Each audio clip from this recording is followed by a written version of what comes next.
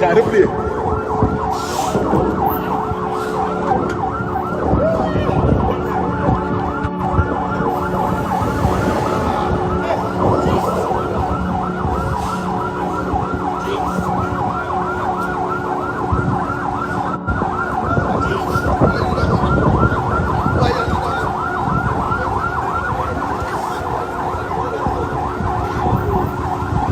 dañu yor oto bu mel nii. C'est bon dañu yor. on a le même véhicule pour la presse. C'est bon.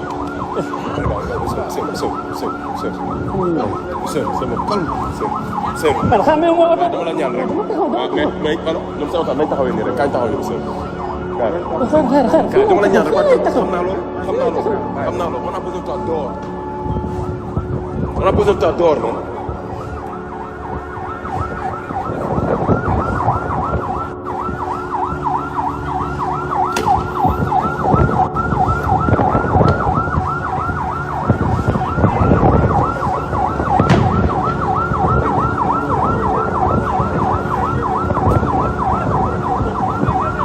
voilà.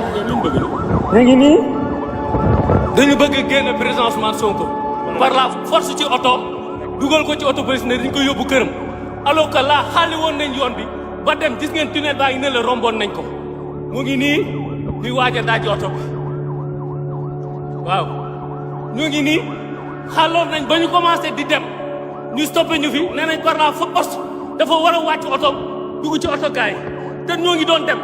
commissaire rek ngi nii waxoon nañ moom ba mu jox ñu assurance ñuy dem c'est quoi le problème pourquoi dans ce pays on nous fait tout ça pourquoi xanaa duñu ay citoyens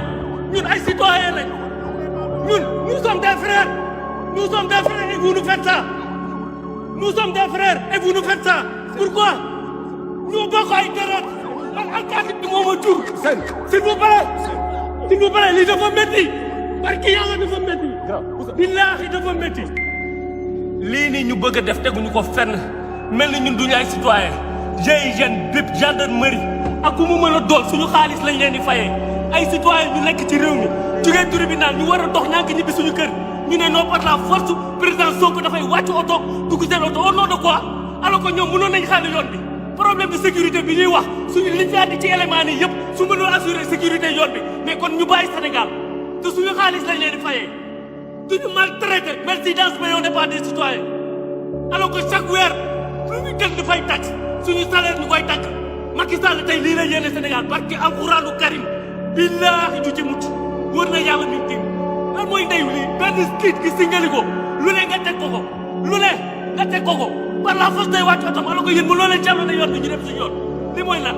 on est dans quel pays ah bëgg ko wàcce par la force mu tëj otom moo ngi noonu ñu génne seen matériel ne dañuy daj oto bi par la force c'est ce qu'ils vont faire au nom de quoi alors que tu es en train de faire le plus difficile tu es en train de tirer des grenades lacrymogènes tu es en train de tirer des balles blancs loolu moo gën a cher xàllu yoon te bu ñu xàlloon yoon bi heure bii àgg nañ ci rigueur góor gi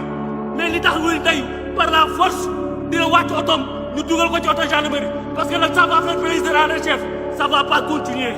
cette injustice là dans ce pays ne va pas continuer on va pas l'accepter quitte à mourir quitte ñu déchiqueter ñu quitte ñu tëj ñu à vie on va jamais l'accepter que toutes les patriotes je dis tous les patriotes sortez on va prendre notre responsabilité